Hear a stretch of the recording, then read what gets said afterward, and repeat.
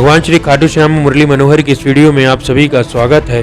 निराला की इस वीडियो में आज हम आपके सामने देखेंगे कि कैसे भगवान श्री खाटू श्याम पृथ्वी में आकर रहने लगे, कैसे भगवान श्री खाटू श्याम जो कि एक आम से धनुर्धर थे उन्हें विश्व का सबसे बड़ा सम्मान मिला, कैसे भगवान श्री कृष्ण ने अपनी लीलाओं का प्रयोग कर उनके साथ छोटा सा छल किया और उनका शीश मांग लिया। भगवान श्री खाटू श्याम की क्या है कथा और आखिर क्यों इस धाम की इतनी महिमा बढ़ती जा रही है, आज हम इस वीडियो में देखने का प्रयास करेंगे। तो चलिए समझते हैं भगवान श्री खाटू श्याम के बारे में और इस धाम की महिमा के बारे में और इस धाम से जुड़े कुछ अनोखे रहस्यों के बारे में। तो बने रहिए चैनल के साथ। लेकिन वीडियो स्टार्ट करने से पहले आप सभी से एक गुजारिश ये है, प्रार्थना है कि चैनल को लाइक, शेयर और सब्सक्राइब अवश्य रूप से करें, जिससे ये चैनल अपनी उपलब्धियों और ऊंचाइयों को अवश्य रूप से प्राप्त कर सके। तो चलिए इस वीडियो की शुरुआत करते हैं। बोलिए बाबा श्री खाटू श्याम महाराज की जय, बोलिए श्री कृष्ण भगवान की जय, श्री राधा रानी सरकार की जय।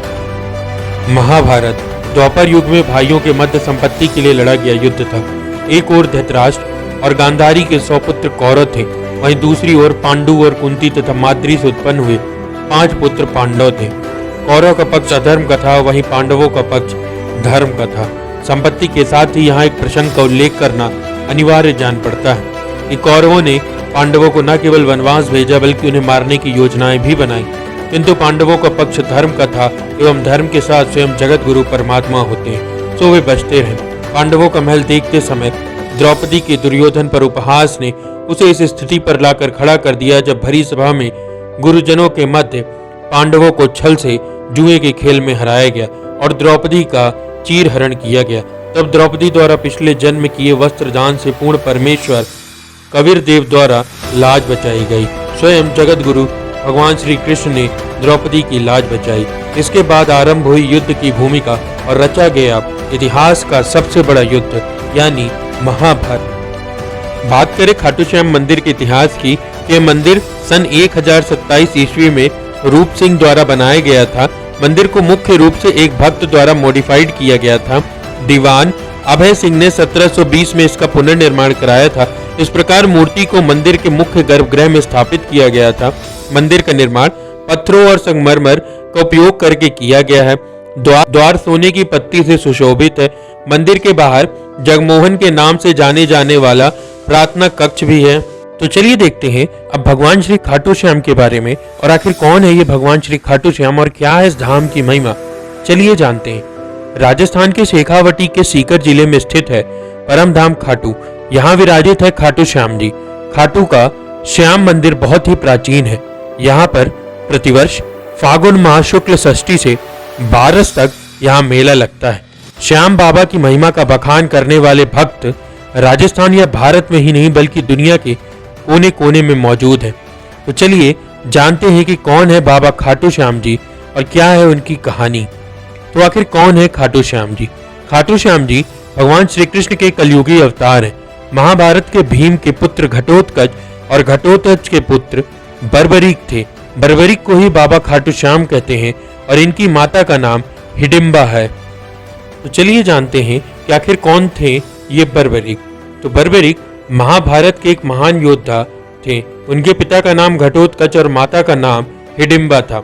बचपन से ही बर्बरीक को उनकी मां ने सिखाया था कि युद्ध हमेशा ही हारने वाले की तरफ से करना चाहिए और बर्बरीक भी हमेशा इसी सिद्धांत को याद में रखकर युद्ध भूमि में जाया करते थे।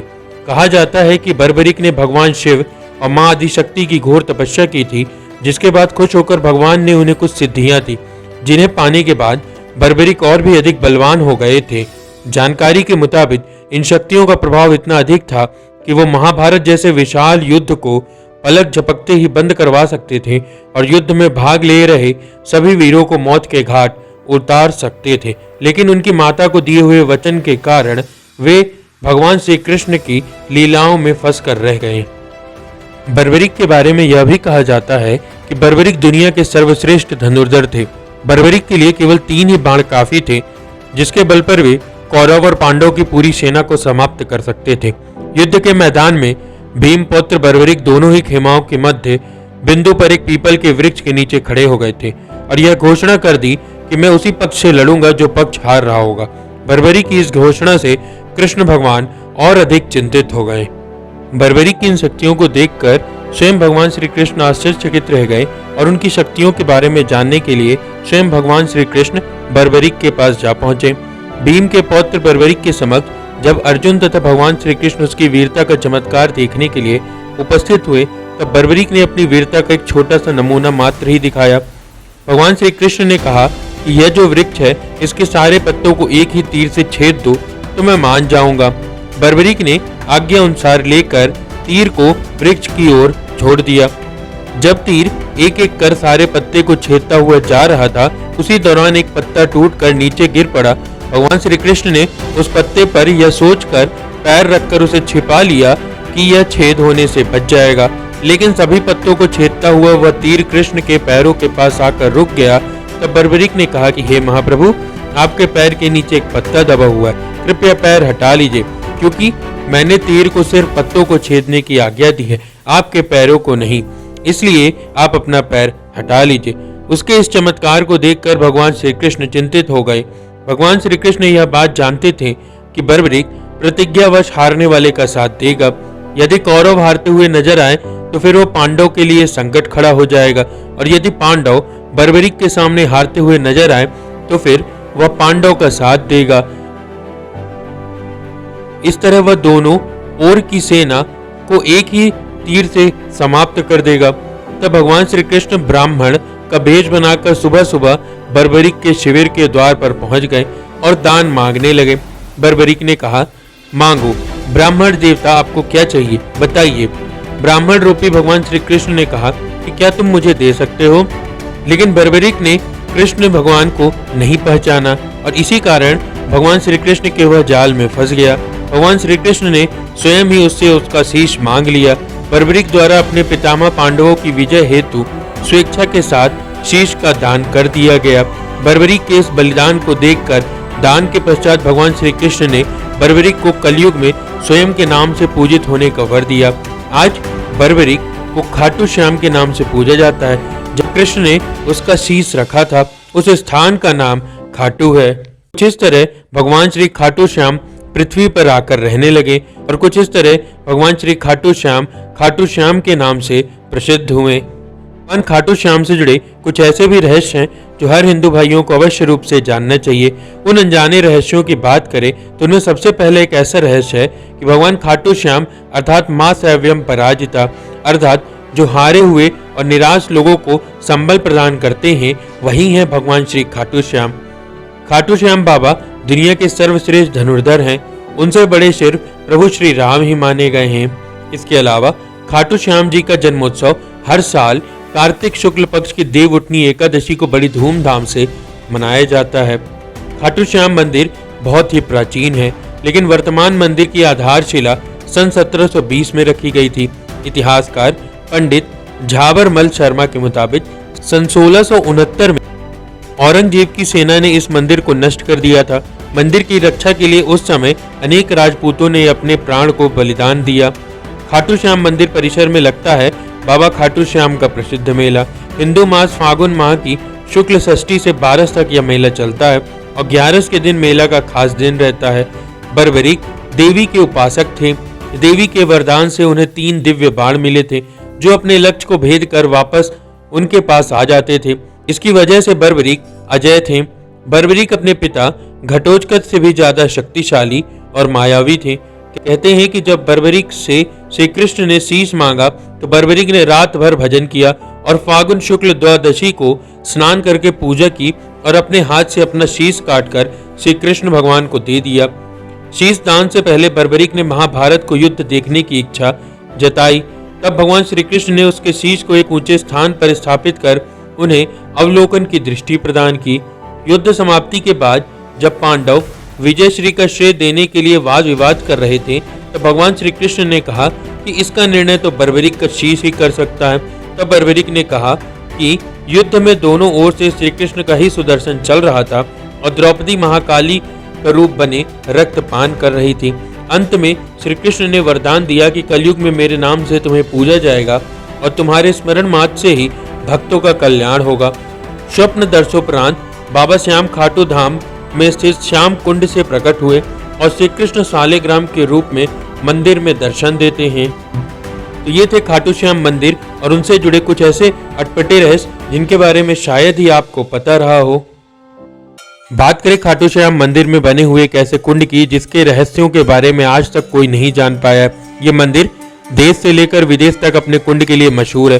दरअसल इस मंदिर में एक ऐसा कुंड है जो हमेशा ही पानी से भरा रहता है और इस कुंड में नहाने के लिए हर साल लोगों का तांता रहता है। वैसे तो बाबा श्याम के इस विख्यात मंदिर की और भी कई मान्यताएं और कहानियां हैं, लेकिन बाबा श्याम के मंदिर में मौजूद यह कुंड अपनी उत्पत्ति से लेकर अभी तक कई रहस्यों को छिपाए हुए। कहा जाता है कि आज से हजारों साल पहले केवल मिट्टी थी, तब यहाँ रोज गाय आया करती थी और जानवर आया करते थे और इस स्थान पर पहुंचने के बाद गाय को अपने आप दूध देने लगती थी। रोज हो रहे इस घटनाक्रम को देखने के बाद आसपास के इलाके में रहने वाले लोगों ने वहां पर खुदाई का काम शुरू किया और जब उन्होंने गड्ढा खोदने शुरू किया तो उनका सामना एक अजब गजब रहस्य से हुआ। दरअसल खुदाई करते हुए जब वो लगभग 30 फीट के नीचे पहुंचे तो उन्हें एक बक्सा मिला, जिस बक्से पर लिखा हुआ था बर्बरीक कथाओं की माने तो इस बक्से के अंदर महाभारत काल के बर्बरीक का असली सिर मौजूद था, जिसके बाद वहां मौजूद लोगों ने इस बक्से को ले जाकर उस समय के राजा रतन सिंह को दे दिया। चौंकाने वाली बात तो ये रही कि जिस स्थान पर वो शीश प्रकट हुआ ठीक उसी स्थान पे पानी का तेज प्रभाव शुरू हो गया, जिसे आगे जाकर श्याम कुंड कहा गया। हर साल लगने वाले मेले में आने वाले भक्त पहले इस कुंड में आकर नहाते हैं और फिर बाबा श्री खाटू श्याम के दर्शन करते हैं। बात करें खाटू श्याम मंदिर जाने के सबसे उचित समय की, यदि आप खाटू श्याम मंदिर जाना चाहते हैं तो आप अक्टूबर से मार्च के महीने के बीच कभी भी आ जा सकते हैं, क्योंकि खाटू श्याम का मंदिर राजस्थान के सीकर जिले में स्थित है। तो ऐसे में ग्रीष्म काल में यानी गर्मी के मौसम में वहां पर जाना आपके लिए सही नहीं होगा। गर्मी के मौसम में राजस्थान के सभी जिलों का तापमान अधिक बढ़ जाता है और अक्टूबर से मार्च का महीना सुहावना रहता है। इसी कारण भक्तों का यहाँ पर आना जाना अक्टूबर से मार्च के बीच अधिक रहता है। बात करें खाटू श्याम जाने तक के रास्ते की, तो बाबा खाटू श्याम का यह मंदिर राजस्थान राज्य में है, जो कि सीकर जिले में स्थित है। यह मंदिर हिंदू का प्रमुख मंदिर है।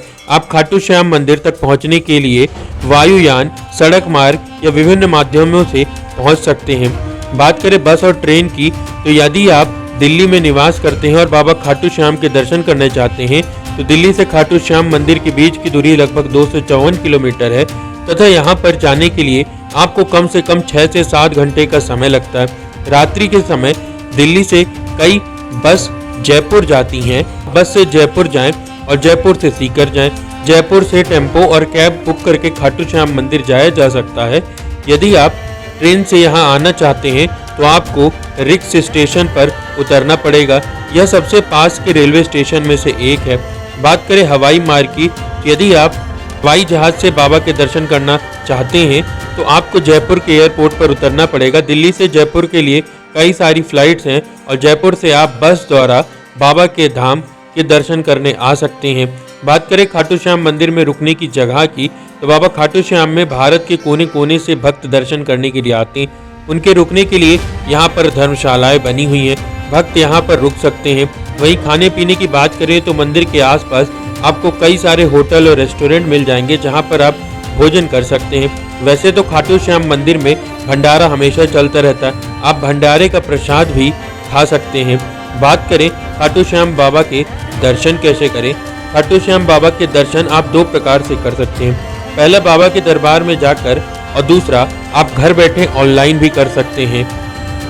बात करें बाबा खाटू श्याम धाम में भोग लगने वाले प्रसाद की, तो बाबा खाटू श्याम को 4 चीजें प्रमुख रूप से पसंद हैं। उनमें जो सबसे पहली चीज पसंद है वो है गाय का कच्चा दूध। गाय के कच्चे दूध यानी बिना गर्म किए हुए दूध को बाबा श्याम का पहला और सबसे प्रिय भोग माना जाता है। गाय का कच्चा दूध ही वह पहला भोग है जिसे बाबा श्याम ने खाटू की धरती पर सबसे पहले ग्रहण किया था। इसकी भी एक कथा है जिसे हम आपको अगली वीडियो में बताने का अवश्य रूप से प्रयास करेंगे।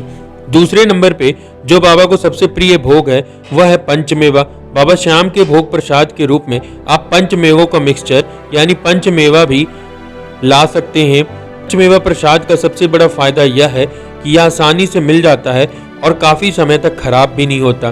तीसरे नंबर पे बाबा को सबसे प्रिय भोग जो है वो है मावे का पेड़ा। बाबा श्याम को मावे के पेड़े भी बहुत पसंद है और अगर आप इसे अपने घर से नहीं ला सकते तो यहाँ पर आपको दुकानों में यह भोग आसानी से मिल जाएगा।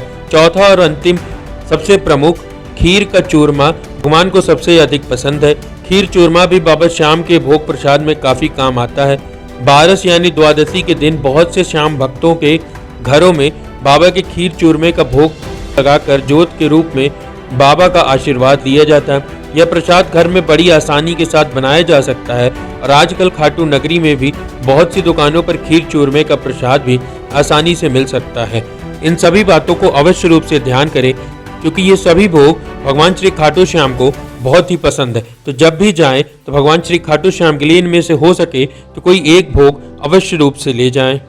बात करें खाटू श्याम मंदिर के खुलने के समय की तो खाटू श्याम जी का दर्शन का समय गर्मी और सर्दी के दिनों के हिसाब से अलग अलग होता है। मंदिर के दर्शन प्राप्त करने के लिए आपको गर्मियों में सुबह 4:30 बजे से और दोपहर 12:30 बजे तक और शाम को 4 बजे से लेकर रात्रि 10 बजे तक के लिए मंदिर खुला रहता है। वहीं सर्दी के मौसम में सुबह 5:30 बजे से लेकर दोपहर 1 बजे और शाम को 4:30 बजे से लेकर रात को 9:30 बजे तक मंदिर खुला रहता है। खाटू श्याम मंदिर में बात करें आरती के समय की तो गर्मी के मौसम में सुबह 4:30 बजे और सर्दी के मौसम में सुबह 5:30 बजे प्रथम आरती होती है।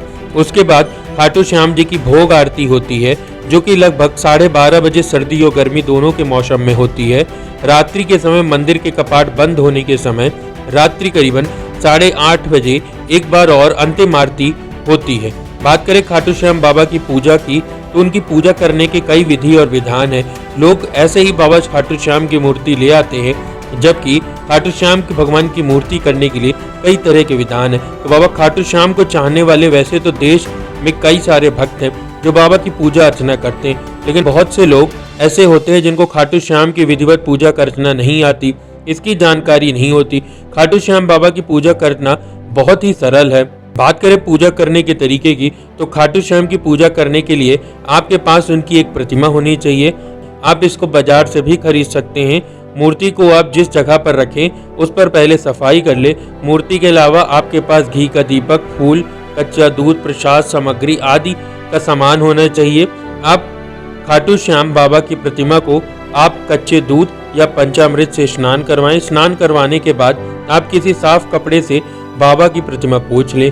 खाटू श्याम को सबसे पहले पुष्पमाला पहनाएं, इसके बाद क्रमशः घी का दीपक तथा अगरबत्ती दिखाएं। अब आप पंचामृत को चढ़ाएं।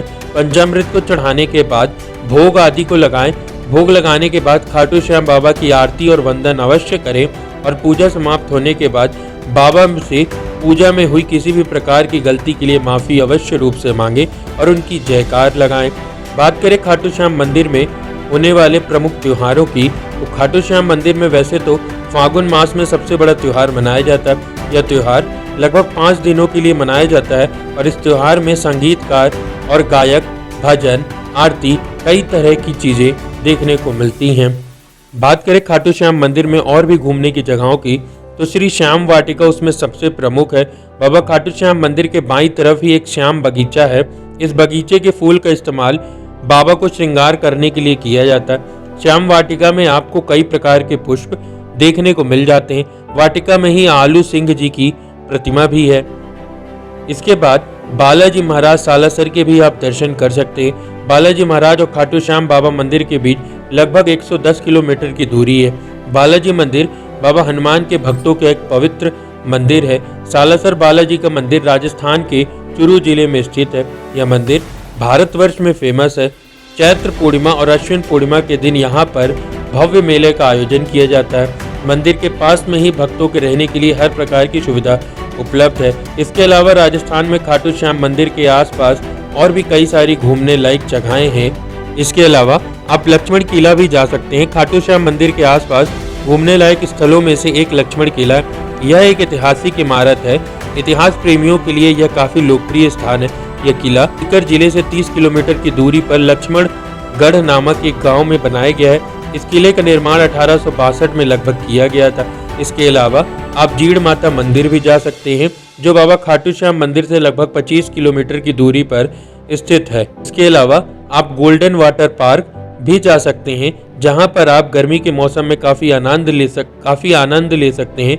यह लगभग 3 लाख वर्ग फीट में फैला हुआ है। इस गोल्डन वाटर पार्क को बने 6 से 7 साल हो चुके हैं और गर्मियों के मौसम में यहाँ काफ़ी भीड़ रहती है और बच्चों के लिए यह काफ़ी मनपसंद है। वाटर पार्क खुलने का समय सुबह 9:30 बजे से लेकर शाम के 6:30 बजे तक रहता है। सबसे अंतिम में आप कहीं जा सकते हैं तो वह गणेश्वर धाम। गणेश्वर धाम में सभी देवताओं की अलग अलग मूर्तियां बनी हुई हैं। श्याम मंदिर से गणेश्वर धाम के बीच की दूरी लगभग 75 किलोमीटर है। जैसे ही आप गणेश्वर धाम के मुख्य द्वार के अंदर पहुंचेंगे, वैसे ही आपको देवी देवताओं के मंदिर देखने को मिल जाएंगे। धाम के अंदर एक विशाल कुंड बना हुआ है, जहां पर लोग स्नान आदि करते हैं। पहाड़ियों के माध्यम से कुंड में पानी एकत्र होता है। ऐसा कहा जाता है कि जो इस जल में स्नान कर लेता है उसको जीवन भर चर्म रोग नहीं होते हैं। तो है ना ये एक अद्भुत मंदिर। ये थी बाबा खाटू श्याम के धाम और खाटू श्याम मंदिर के बारे में समस्त जानकारी। आशा करता हूँ आप सभी को यह वीडियो अवश्य रूप से पसंद आई होगी। ऐसी ही और वीडियो को प्राप्त करने के लिए चैनल को लाइक, शेयर और सब्सक्राइब अवश्य रूप से करें, जिससे यह चैनल अपनी उपलब्धियों और ऊंचाइयों को अवश्य रूप से प्राप्त कर सके। अंत में बोलिए मेरे साथ, खाटू श्याम बाबा की जय, भारत माता की जय। जय हिंद, जय भारत।